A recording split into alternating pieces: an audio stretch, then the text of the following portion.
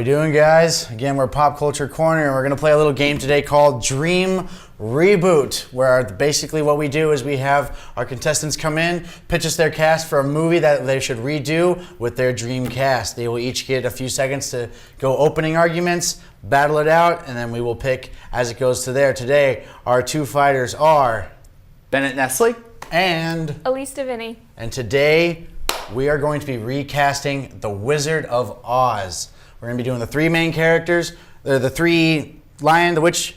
Yeah. Not the wardrobe. Not the wardrobe either. Okay. We're going to cut around this part. Let me start this part again. So we are going to be doing the Scarecrow, Tin Man, Cowardly Lion, Wicked Witch of the West, and Dorothy. So guys, first, Bennett, we're going to start it off with you. We are casting the Scarecrow. There's no question the Scarecrow should be none other than Jim Carrey. And should I say it now, or do we wait till the debate? Go for a little bit now. All right, just a little bit. Jim Carrey is the ultimate physical movement comedy guy. You can see that from the beginning of his career all the way to the end. And he's just a funny guy, and we get to get some laughs out of the guy with no brain. Perfect. All right. And to challenge him. All right, my pick is Ewan McGregor. Ewan McGregor is just a really likable actor. I think he would fit the role of Scarecrow perfectly because the Scarecrow is so lovable, but he's got a history of being cast as lovable characters, like the upcoming Beauty and the Beast. He's going to be Lumiere. So. All right, fight it out. Right. What do we got? So Ewan McGregor, I think, is a little bit stiff. The Tin Man, he could work as the Tin Man maybe, but the Scarecrow has to be loose. He doesn't have anything in his body, so his whole thing is he goes all around and he just gets laughs out of that. I don't really see Ewan McGregor doing that, per se. But also with Jim Carrey, does he have the singing chops for it? Okay, yeah, but that's the thing. Scarecrow's the one where you don't need to have the singing chops quite as much because he can do a character voice. In fact, that kind of works against you a little bit because he is so precise and strong of a voice, it's not going to be as funny. It's going to be, wow, look at how great Ewan McGregor can sing. And the other one's going to be, wow, Jim Carrey's really lovable and funny. But I think also with that, it's a matter of direction. It's how they direct Ewan McGregor. I mean, he is an actor, so it's like, they will tell him how to do it. Real quick interjection. Are both of our cast lineups tailored toward musicals? So are we shooting for musicality? Oh, this is musicals. Yes. This is okay, so straight up be a musical in musical both these reboots. Okay. And Jim Carrey has shown that he can sing. Definitely not as well as Ewan McGregor, but he has the character voice and he can be funny. I think Ewan McGregor can sing and he's a lovable actor, and that's what you want. All right, well, let's see. Let's go with Scarecrow. I think, honestly, I'm going to take out a little bit of a bias in here because physically, like you said, I like Jim Carrey in it a lot, but can he really breaking my heart. But can he really? Now I'm debating for a second. Would you hear me out? Jim Carrey is fun, but does he really have the singing chops for it if it's going to be a musical? But on that note, too, we've seen Ewan McGregor sing. Some of the movies he's been singing in haven't necessarily been the best, but we know he can do it, and he is a very great actor. But a little bit more, I kind of like Jim Carrey a little bit in this ensemble cast. I feel like Jim Carrey, takes round one as our Scarecrow. So we'll go ahead and tape him up right here. And while I do that, we'll go ahead and start with Elise this time in casting our Tin Man. All right, I'm pretty confident in my Tin Man. Kevin Spacey is the original song and dance man. He can do it all. He can sing, he can dance, he can comedy. He can obviously serious. He can do a serious role. I think he's definitely the best pick.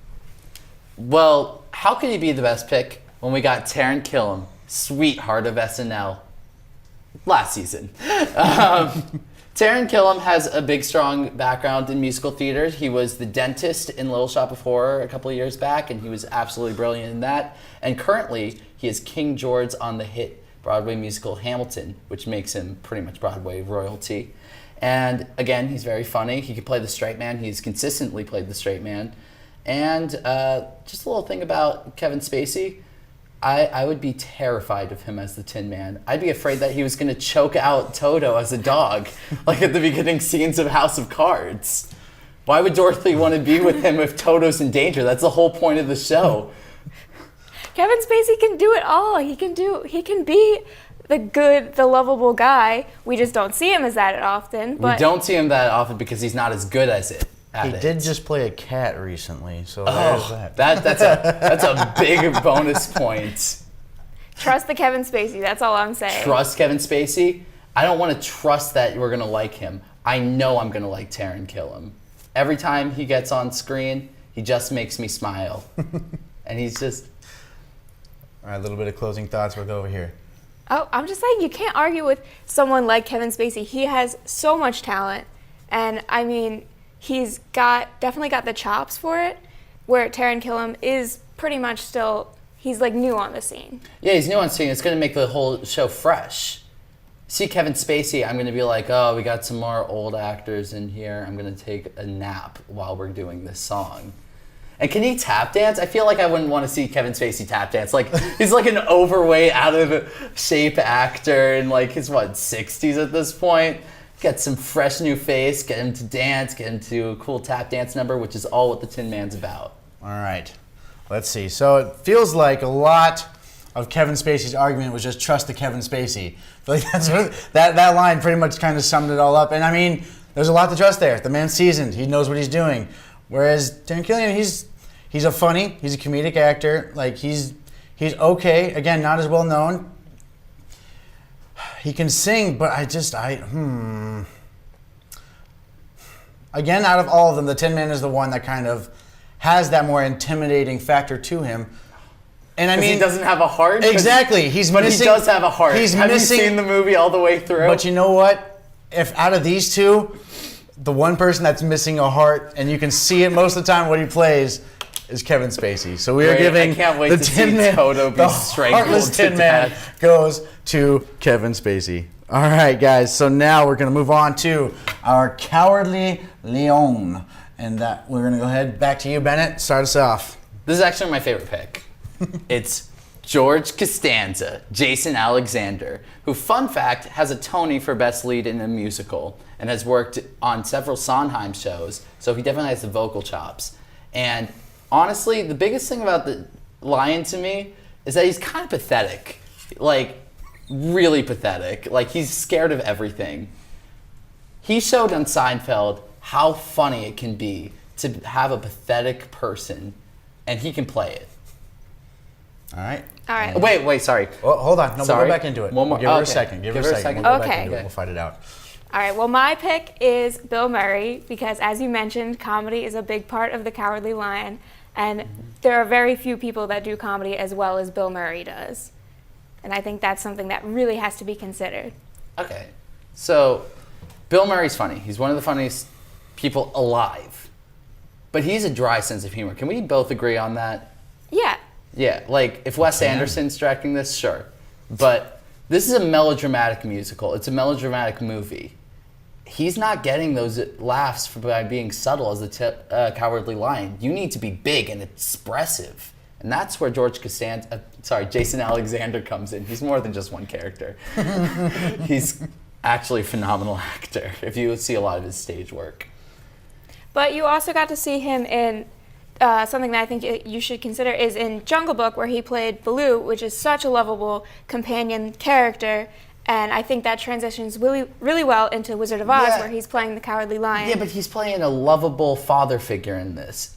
The Cowardly Lion is not really a lovable father figure. He's kind of incompetent in a lot of ways.